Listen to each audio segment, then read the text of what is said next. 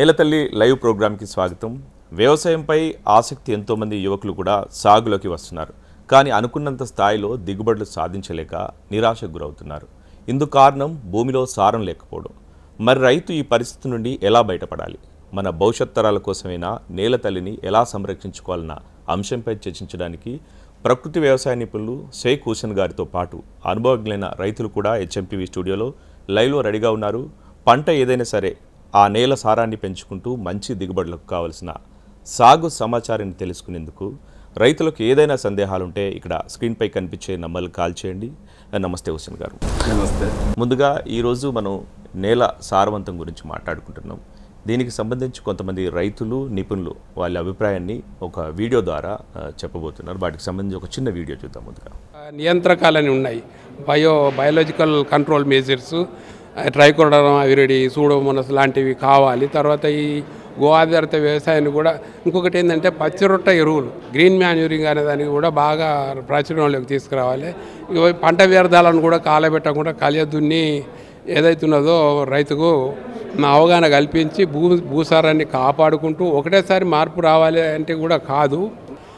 అట్లయితేనే ఏమన్నా భవిష్యత్తు ఉంటుంది. లేకపోతే మాత్రం పంటలు పండకుండా అయిపోయినాక ఏమన్నా భూములు వాటి ఈ చదువు పరిజ్ఞానం అంతగా అవగాహన ఎక్కువ లేనటువంటి రైతులు కేవలం రసాయనాలు వాడటం, రసాయనాలు పరిమితికి మించినటువంటి మోతాదులో వాడటంతో ఇప్పుడు అనర్థాలు జరుగుతున్నాయి. భూమి ఆరోగ్యం చెడిపోతుంది. ఆరోగ్యం చెడిపోయిన భూమిలో ఆహారం నాణ్యత ఉండట్లేదు. అవి తిన్నటువంటి మనుషులకు అనారోగ్య పాలవుతున్నారన్నది మెల్లమెల్లగా మళ్ళీ అవగాహన పెరుగుతూ వస్తున్నటువంటి ఈ తరుణంలో రైతులు మళ్ళీ కొంతవరకు రసాయన వ్యవసాయం వైపు మళ్ళాలని ఆలోచిస్తున్నటువంటి తరుణం ఇది. సార్, ఇప్పుడు చూసాం కదంటే రైతుకు సాగు ఎంత భారం అవుతుందంటే సాగు చేయాల్సిన పరిస్థితిలో ఎక్కువ నష్టపోవాల్సి వస్తుంది. మరి ఈ క్రమంలో అసలు ఈ సాగు భారంగా మారుతున్న క్రమంలో రైతుకు అసలు ఎలాంటి కీలకమైన సమస్యలు ఉంటాయి? ఎందుకు ఈ సమస్యలు వస్తున్నాయి? ఎక్కడ లోపం జరుగుతుందంట? ఈరోజు మనకు వచ్చేసి పెట్టుబడి ఖర్చు పెరుగుతుంది. పెట్టుబడి ఖర్చు అంటే ఒక్క కూలీల మీదనే కాదు, ప్రతి వస్తువు మీద కూడా, రైతు వాడే వస్తువు మీద, ప్రతి దాని మీద కూడా రేట్లు పెరుగుకుంటూ పోతున్నాయి. పంట వచ్చేసి ఏంటంటే తక్కువ దానికి గిట్టుబాటు ఉండలేదు. కాబట్టి ఇది రైతులకు ఇబ్బంది అవుతుంది. టైంకు కూలీలు దొరకక చిన్న చిన్న యంత్ర పరికరాలు దీంట్లో అవసరం. అలాంటి యంత్ర పరికరాలు లేవు. మనం నాటేయాలి, వరిలో నాటేయాలంటే 20 నుంచి 25 రోజుల వరకు మనకు లేట్ అవుతుంది. దానివల్ల అది పంట దిగుబడుల మీద, పురుగుల మీద, తెగుళ్ళ మీద కూడా ఇది అది చేస్తుంది. దీన్ని ఏంటంటే మనం వియత్నాం దేశం వాళ్ళు చిన్న చిన్న యంత్ర పరికరాలు ఉన్నాయి. అలాంటి యంత్ర పరికరాలు మనం ఇక్కడ నాటేసుకునేందుకు చేసుకోవాలి. మన చిన్న క్రమతాలు, పెద్దవి కాదు. ఇప్పుడు పెద్ద పెద్ద మెషినరీ ఉన్నాయి. 4 లక్షల నుంచి మొదలు పెడితే 14 లక్షల వరకు. అది రైతులు కొనుక్కోలేరు. కొన్నా కూడా అసలు అది పనిచేస్తుందా లేదా అనేది అది అంటే చిన్న యంత్ర పరికరాలు మనకు కావాలి. ఇది వీసీ గారి దృష్టికి కూడా మొన్న తీసుకుపోయినా వాళ్ళు కూడా దీని ఆవశ్యకత గుర్తించారు. అయితే ఇలాంటి ఉండడం వల్ల రైతుకు కొంత అది అవుతుంది. రెండవది అతివృష్టి, అనావృష్టి. ఇప్పుడు లేట్ అవ్వడం వల్ల ఏమవుతుందంటే వరి కోతలు అనేటివి మే వరకు జరుగుతున్నాయి. ఇది అకాల వర్షాలకు దారితీసి పంట నష్టం జరుగుతుంది. సకాలంలో వీళ్ళకి అయ్యేది ఉంటే అది.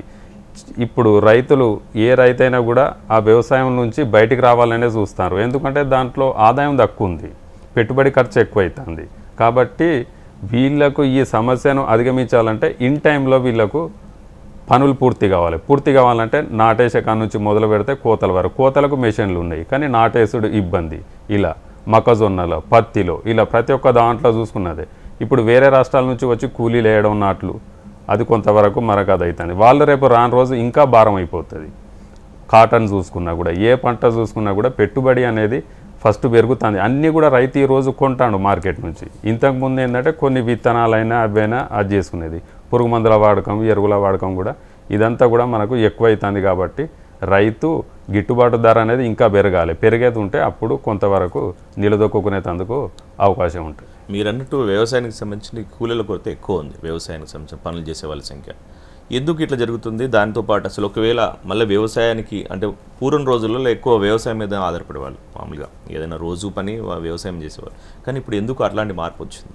ఒకవేళ ఆ మామూలు స్థాయికి రావాలంటే అదే పని ఒక వ్యవసాయ కూలీలో ఆ పని మళ్ళీ తిరిగి అటువంటి పరిస్థితులు ఉంటే ఏం చేయాలంట? అంటే ఎవ్వరు కూడా ఈరోజు దీంట్లో ఆదాయం కరెక్ట్ లేదు, ఇంత ఆదాయం లేదు కాబట్టి దాంట్లోకి వచ్చేటందుకు ఇష్టపడతలేదు యువత. ఆ ఉన్న వాళ్ళే చేసుకున్నాడు, వాళ్ళు కూడా రోజు రోజుకు తగ్గిపోతారు. అంటే దాంట్లో అంత ఆదాయం ఉండాలి. బయట ఏ పని చూసుకున్నా కూడా, ఏ పని చేసినా కూడా కనీసం ఒక 20 నుంచి 25 వేలు నెలకు దొరుకుతాయి. ఇది 4 ఎకరాలు ఉన్న రైతు కూడా ఓ ₹1,00,000 సంవత్సరానికి ఆదాయం వస్తుంది అనేది గ్యారంటీ లేదు. దానివల్ల అటు రాలేకపోతారు. కాబట్టి మనం ఈ తక్కువ మందితోని, తక్కువ శ్రమతోని చిన్న చిన్న యంత్ర పరికరాలు ఉంటే 4 లేదా 5 చేసే పని 1 లేదా 2 చేసుకునేటట్టు ఉండేది ఉంటే కొంతవరకు ఇది గిట్టుబాటు అవుతుంది. అప్పుడు మనం దీన్ని అధిగమించవచ్చు. రైట్, మీరు అన్నట్టు పెట్టుబడి భారం పెరుగుతుంది. సో దాంతోపాటు ఇప్పుడు చూసుకున్నట్టు భూసారానికి సంబంధించి నేలలు ఒకప్పట్లాగా లేదు పరిస్థితి. ఏ భూసారం చూసినా, ఏ పొలంలో మట్టిని చూసినా అంటే వాటి పరిస్థితులన్నీ మారిపోయి మళ్ళీ తిరిగి తీసుకోవాల్సిన అవసరం ఉంది. సో దీనికి సంబంధించి గవర్నమెంట్ ఒక అవగాహన ఏర్పాటు చేసి రైతులకు ఏం చేయాల్సిన అవసరం ఉందట? మనకు 70 సంవత్సరాల క్రితం ఇక్కడ భూమిలో భూసారం 3% సేంద్రియ కర్బనం ఉండేది. ఇప్పుడు అది 0.3, 0.4కు ఇట్లా పడిపోయింది. ముఖ్యంగా నేలల్లో ఏంటంటే భూసారం లేనిది మనకు నీళ్లు ఆపుకొనుడైనా కానీ, పంట పెరుగుదల అయినా కూడా ఇది తీవ్ర ప్రభావాన్ని చూస్తుంది. వర్షాధార భూములలో మనకు 70 సంవత్సరాల క్రితం 1% ఉండే, అది ఈరోజు అదే పరిస్థితికి వచ్చింది. కాబట్టి దీన్ని మనం మళ్ళీ పూర్వస్థితికి తీసుకురావాలంటే దాన్ని పచ్చి రొట్టె ఎరువులు, పశువులు, పూర్వకాలంలో ఏంటంటే పశువులు బాగుండేది, ఒక రైతుకు ఒక 5 నుంచి 10 ఉండేది. కాబట్టి ఆ పెంట, ఆ వ్యర్థాలు, పశువుల వ్యర్థాలన్నీ పొలంలో వినియోగించేది. ఈరోజు ఆ పరిస్థితి లేదు. దాని కొరకు మనం ఈ సుభాష్ పాలేకర్ గారి సిస్టమ్ అయినా ఇంకేదైనా కూడా ఇది అవసరం. ఇది మనం చేసినందుకు గ్రామానికి ఒక 10 మంది రైతులను, 20 మంది రైతులను ఎంపిక చేసి వాళ్ళకు పచ్చి రొట్టె ఎరువులు వేయించి జీవామృతం. మాట్లాడే ముందు ఒక కాల్ ఉంటారు, వెంకటరెడ్డి గారు, రంగారెడ్డి నుంచి. వెంకటరెడ్డి గారు చెప్పండి, మీ డౌట్ ఏంటి చెప్పండి.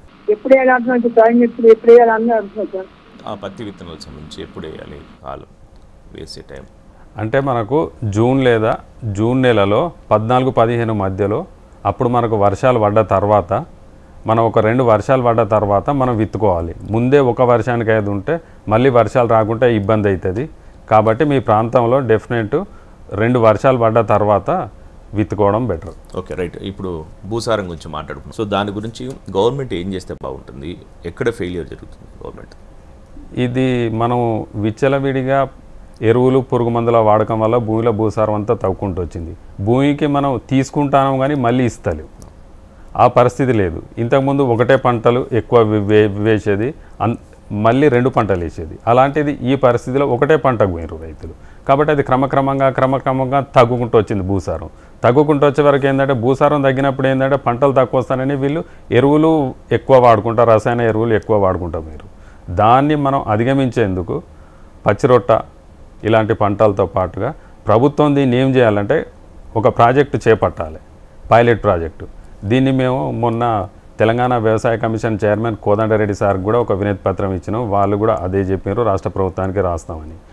గ్రామంలో ఒక 10 నుంచి 15 మంది రైతులను, 20 మంది రైతులను ఎంపిక చేసి పచ్చిరొట్ట ఎరువుల కొరకు పెసరు అలాంటి ఇచ్చి, జీవామృతం, ఘనజీవామృతం వేయించి వాళ్ళకు ఒక చెప్పేతందుకు ఒక ఎంప్లాయీని పెట్టి ఓ ప్రాజెక్టు చేపడితే తక్షణం మనకు అది ఉంటుంది. లేకుంటే పంజాబ్ లెక్క మనకు కూడా ఈ భూసార దీనివల్ల రోగాలు ఎక్కువ పెరిగేందుకు మనకు అవకాశం ఉన్నది. రైట్. తాండూరు నుంచి మరో రైతు అనుభవజ్ఞ రైతు నారాయణ గారు ఉన్నారు. నారాయణ గారు చెప్పండి. నమస్తే నారాయణ గారు. నమస్కారం సార్. మీరు కంది సాగు చేస్తూ ఉన్నారు, అంటే విజయవంతంగా దాదాపు ప్రకృతి సిద్ధంగా సాగు చేస్తూ ఉన్నారు. ఈ క్రమంలో నేలను ఏ విధంగా ప్రిపేర్ చేసుకుంటారు, ఈ నేల సారవంతాన్ని ఏ విధంగా పెంచుకోవాలి, మీ అనుభవం ఏంటో చెప్పండి సార్. సరే, నేల సారం పెంచుకోవడానికి మన రకరకాల పద్ధతులు అంటూ ఉన్నాయి. మొదటగా ఎరువు మట్టి దొరుకుకోవచ్చు, మళ్ళీ పచ్చిరొట్ట ఎరువులు వేసుకోవచ్చు. అలాగే దబోల్కర్ పద్ధతి అనే ఉందండి. దబోల్కర్ పద్ధతిలో ఏంటంటే తృణధాన్యాలు ఒక 5 కిలోలు, అంటే వరి, గోధుమలు, జొన్నలు, రాగులు అట్లాంటివి 5 కిలోలు, నూనె గింజలు, నువ్వులు, వేరుశనగలు, ప్రొద్దుతిరుగులు అవి ఒక 5 కిలోలు, పప్పు ధాన్యాలు పెసర, మినుములు, అలసందలు, అనుములు ఇవి ఒక 5 కిలోలు, సుగంధ ద్రవ్యాలు ధనియాలు, మెంతులు, ఆవాలు ఒక 5 కిలోలు, పచ్చి రొట్టె ఎరువులు అంటే పిల్లి పెసర, జనుము, జీలకాయ అట్లాంటివి అన్నీ ఒక 5 రకాలు 5 కేజీలు చొప్పున ఒక 25 కేజీలు మనము ఎకరానికి వెదజల్లి ఒక 45 రోజుల్లో మనము ఒక కలియ దున్నుకుంటే భూమిలో మనకు మంచి పోషకాలు, అన్ని రకాల సూక్ష్మ పోషకాలు, స్థూల పోషకాలు మనకు అందుతాయి. చాలా చాలా బాగుంటుంది. అంటే సంపూర్ణ ఆహారం లాగా చేసుకోవచ్చు. అదే ఒక పద్ధతి. అలా కాకుండా నవధాన్యాలు కూడా చేసుకోవచ్చు అండి. గోధుమలు, అలసందలు, ఉలువలు, అనుములు, శనగలు, పెసలు, మినుములు, కందులు, వడ్లు, ఈ 9 రకాలు కూడా ఇవి ఒక 25 కిలోలు లేదంటే 27 కిలోలు తలా 3 కిలోలు 9 రకాలు తీసుకొని అవి పంట పొలంలో మనం వెదజల్లి 45 రోజులు మనం చేసుకుంటే మనకు ఒక భూమిలో కలియ దున్నుకొని దానిపైన ద్రవజీవామృతం అనేది మనము 3 రోజులకు ఒకసారి మనం ఒక 3-4 సార్లు మనం ఇచ్చుకుంటే ఆ పంట వ్యర్థాలన్నీ మొత్తం కుళ్ళిపోయి మనకు సంపూర్ణ ఆహారంగా తయారై భూమి బలంగా పోషకంగా తయారవుతుంది. గర్భణ శాతం ఏదైతే ఉందో 0.05 పడిపోయిందో అది సుమారుగా మనం పెంచుకొని ప్రతి సంవత్సరం పెంచుకోవడానికి అవకాశాలు ఉంటాయి. అలాగే రోగాలను తట్టుకునే కెపాసిటీ భూమి సారవంతంగా ఉంటే పంటలు బాగా పండుతాయి, మనకు అధిక దిగుబడులు రావడానికి ఆస్కారం ఉంటుంది. అలా కాకుండా పశువులు, మేకలు, గొర్రెలు ఉన్న వాళ్ళు వాటి వ్యర్థాలని వాడుకోవచ్చు. అలా ఆ వ్యర్థాలే కాకుండా నేను అంటే ఫిబ్రవరి వరకేమో పశువుల పెంట వ్యర్థాలని మనం వాడుకోవడము, ఫిబ్రవరి నుంచి మే మందల్లాగా కట్టేయడం అన్నమాట. నా దగ్గర ఉన్న పశువులు రైతులు ఉంటే కొంతమంది అవకాశం ఉన్న వాళ్ళు గొర్రె మందలు కానీ మేకల మందలు కానీ అట్లా పొలంలో పెట్టుకోవడం, ఆ విధంగా కూడా భూసారం పెంచుకోవచ్చు. అలాగే పంట వ్యర్థాలను కాకుండా పేడ, మన పంట వ్యర్థాలు పేడ అది అట్లాంటివి ఒక గుంతలాగా చేసి ఫిట్ చేసుకొని దాంట్లో కూడా వేసి మనం చేసుకుంటే ఆ విధంగా కూడా ఎరువు తయారు చేసుకోవచ్చు. నాడే కంపోస్ట్ ఇప్పుడు రైతులకు ప్రభుత్వ పరంగా కూడా వచ్చేస్తుంది. పంట వ్యర్థాలు, చెట్లు చేదారాలు, ఆకులు, అలములు అట్లాంటివి వేసుకొని ఆ స్లరీ కానీ లేకపోతే పేడ ద్రావణం కానీ ఇది చేసుకొని ఆ విధంగా ఇది చేసుకోవచ్చు. నూనె చెక్కల పిండి ఉంది మనకు, ఆముదం కానీ వేప కానీ కానుగ కానీ ఇట్లాంటి నూనె చెక్కల పిండి కూడా వాడుకోవచ్చు. పంట మార్పిడి అనేది ముఖ్యమంది. అలాగే సోలో క్రాప్ కాకుండా అంతర పంటల సమాహారంగా పంటలు సాగు చేసుకుంటే కూడా భూమి అనేది బాగా బలంగా అభివృద్ధి చెందడానికి అవకాశం ఉంటుంది. అలాగే ఘనజీవామృతం కూడా పశువులు ఉన్న వాళ్ళు ఘనజీవామృతం తయారు చేసుకోవడం, అలాగే జీవామృతం కూడా తయారు చేసుకోవడం, వాటిని పొలంకు మనము సుమారుగా ప్రతి వారం నుంచి అవకాశం ఉన్న వాళ్ళు వారం, అవకాశం లేని వాళ్ళు 15 రోజులు లేదా 4 రోజులకు ఒకసారి జీవామృతం వల్ల పొలంకు ఇచ్చుకుంటే ఆ విధంగా మనకి ఇదైతుంది. అది కాకుండా బయో ఫర్టిలైజర్స్ కూడా వాడుకోవచ్చు అండి. ఇప్పుడు అంటే ఈ ఖరీఫ్ సీజన్కి అంటే ఏ టైంలో వేసుకోవాలి సార్? ఏ టైంలో ప్రిపరేషన్ చేసుకోవాలి? మామూలుగా ఖరీఫ్ వర్షాధారంగా ఉంటే రైతులు చేసుకోవడానికి అవకాశాలు ఉండయండి. వాళ్ళకు మనం ఏదంటే పంట మార్పిడే వాళ్ళు సరి అయిన పద్ధతి. ఒక సంవత్సరము మన ఏంటంటే మనకు వాణిజ్య పంటలు వేసుకుంటే కానీ ప్రత్తి కానీ కంది కానీ అట్లాంటివి వేసుకున్నప్పుడు రెండవ సంవత్సరం రబీ పంటలు వేసుకోవాలి. వర్షాకాలం మొత్తము పచ్చి రొట్టె ఎరువులు పొలంలో వర్షాకాలం మనం పండించుకొని 45 రోజులు పచ్చి రొట్టె ఎరువులు కానీ నవధాన్యాలు కానీ దబోల్కర్ పద్ధతి కానీ ఈ 3 ఏదైనా పర్వాలేదు. ఆ విధంగా చేసుకొని వాళ్ళు పొలంలో కలిగి దున్నుకొని రబీ పంటలుగా మనం వేసుకోవచ్చు. శనగ వేసుకోవచ్చు, జొన్న వేసుకోవచ్చు, మన రాగులు వేసుకోవచ్చు. ఆ విధంగా పంట మార్పిడి అనేది చేసుకుంటే వాళ్ళకు వర్షాధారంగా ఉన్న వాళ్ళకు.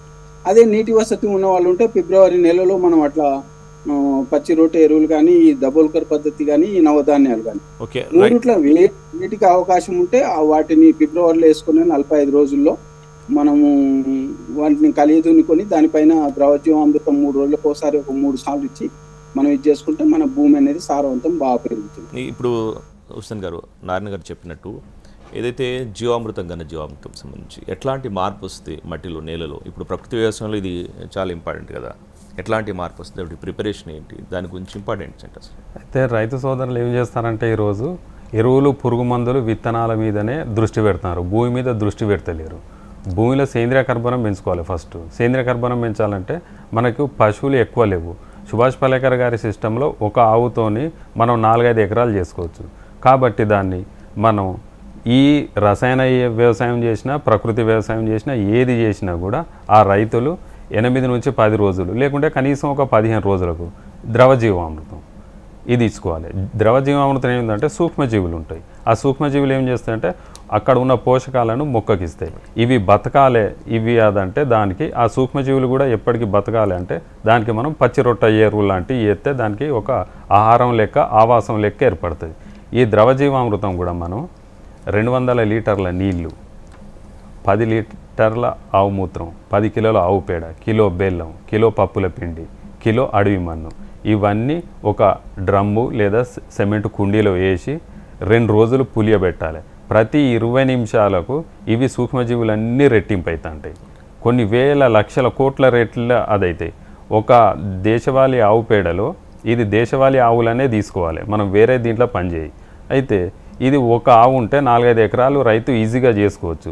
ఒకవేళ రైతుకు ఆవు లేదు, ఎక్కడైనా గోశాలలు లేకుంటే రైతులు కొన్ని ప్రాంతాలలో ఉన్నాయి, వాళ్ళ దగ్గర కూడా కొనుక్కొచ్చుకొని వీళ్ళు చేసుకునేది ఉంటే 4-5 అది ఇచ్చేది ఉంటే 4-5 సార్లు 10 సార్లు ఇట్లా ఇచ్చుకునేది ఉంటే రైతుకు ఈ భూసారం పెరుగుతుంది. భూసారం పెరగడం వల్ల మనకు భూసారం వల్ల పంట నష్టం ఏదంటే వేరు వ్యవస్థ అనేది డెవలప్ అవుతుంది. అది దీంట్లో ముఖ్యం.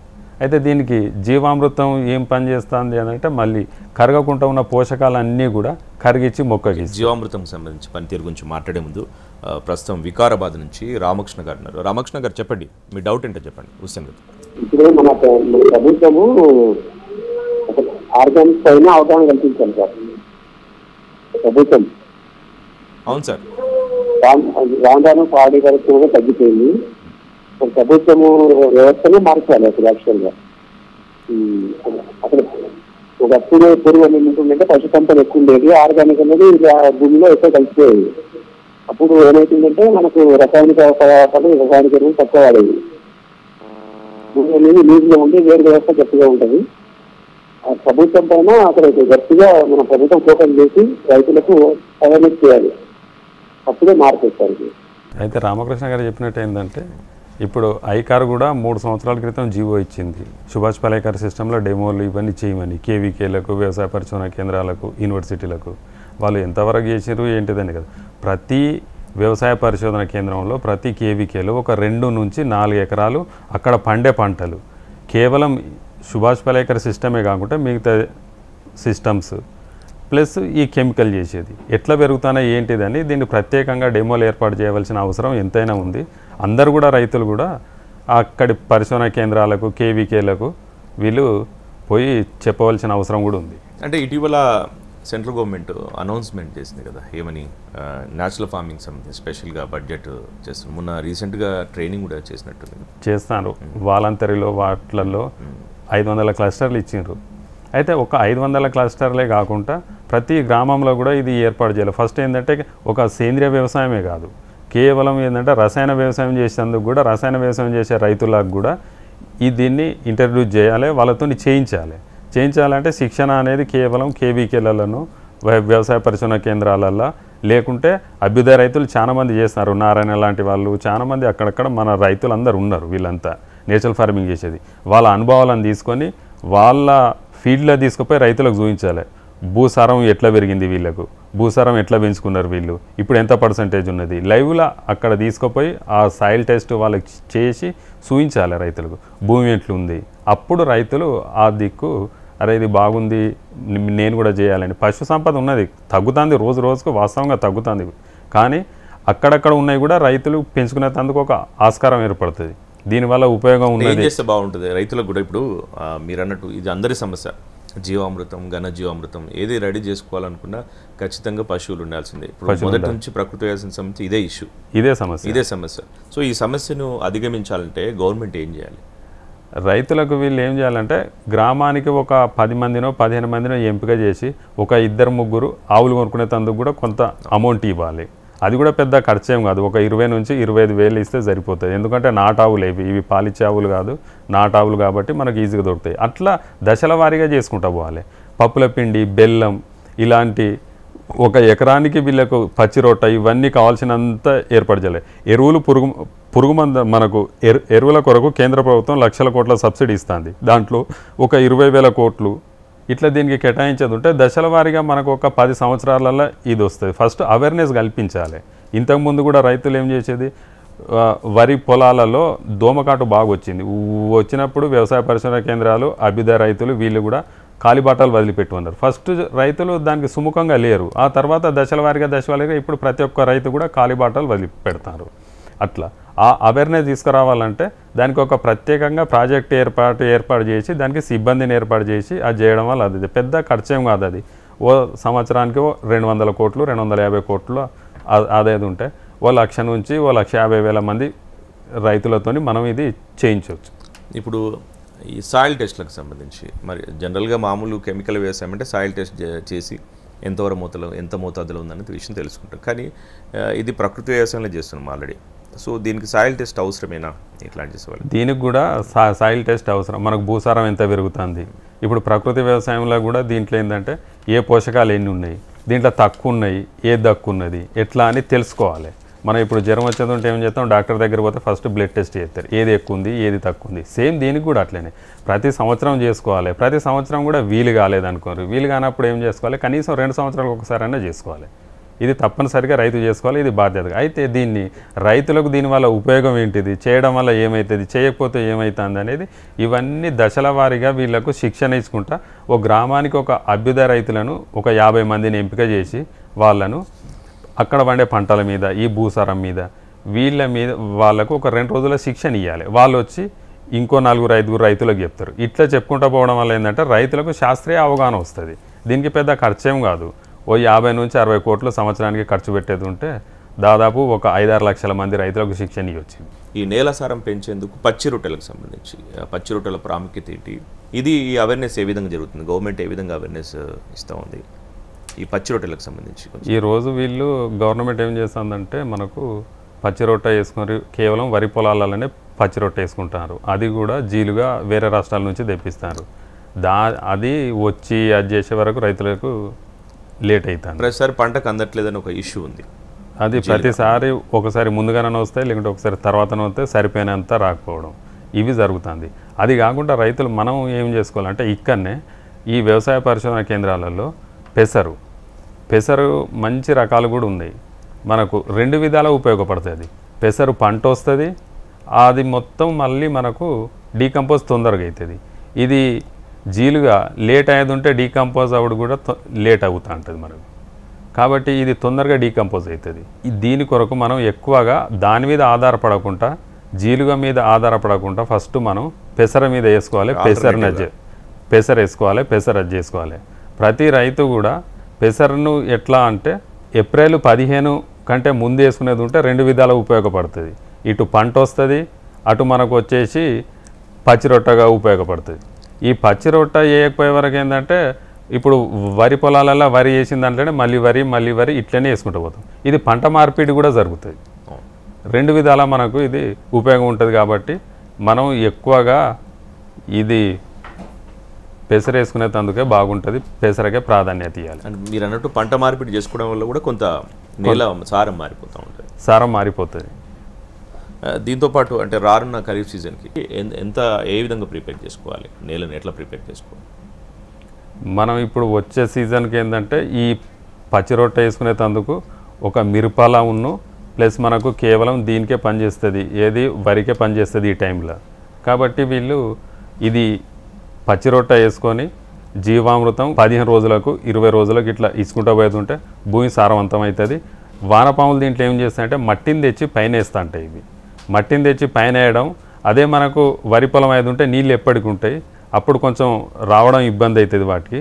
కాబట్టి మనం దీన్ని ఈ పెసర వేసుకున్నప్పుడు అయ్యేది ఉంటే ఈజీగా ఉంటుంది. వాటికంటే వారానికి ఒకసారి 10 రోజులకు ఒకసారి నీళ్ళు పెట్టుకుంటాం. కాబట్టి ఇటు ఈ జీవామృతం పొలానికి ఇచ్చుకుంటే వరికి తర్వాత కూడా మనకి ఇది పనిచేస్తుంది. Thank you so much. ఇది వాళ్ళ నేల తల్లి కార్యక్రమం. నమస్తే.